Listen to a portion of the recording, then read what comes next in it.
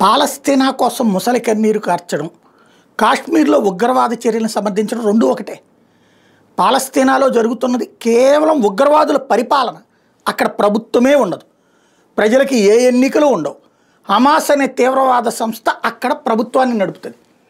వాళ్ళు అక్కడున్న ప్రజల్ని అడ్డుపెట్టి విదేశాల నుండి మానవతా సాయం పేరుతో డబ్బులు సంపాదించుకుంటూ ఆ సొమ్ములు ఉగ్రవాదులు తినేస్తూ, వాళ్ళు పంపించినటువంటి ఆహారంలో 80% వాళ్ళు తినేసి 20% బిచ్చమేసినట్టు అక్కడున్న ప్రజల మీద వేసి, వాళ్ళు ఉద్యోగాలు చేయకుండా, విద్య చదువుకోనీయకుండా, వాళ్ళని ఎప్పుడూ అనాథల్లాగా బ్రతికేలా చేసి, వాళ్ళ చుట్టూ వాళ్ళని ఒక రక్షణ కవచాలుగా వాడుకుంటూ, వాళ్ళని ఒక సెక్స్ బానిసలుగా వాడుకుంటూ 24 గంటలు పిల్లల్ని కనేలా చేసి, ఆ పిల్లల్ని పుట్టినప్పటి నుంచి తీవ్రవాదులుగా మారుస్తూ ఒక బ్రాండ్ ఫ్యాక్టరీ తయారు చేశారు. టెర్రరిస్ట్ బ్రాండ్ ఫ్యాక్టరీ హమాస్ తీవ్రవాదులు చేసేది.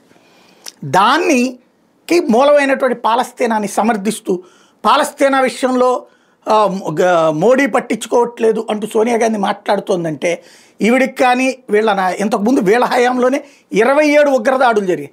ఆనాడు ఏ ఉగ్రవాది విషయంలోనూ ఏమీ పీకలేకపోయాం.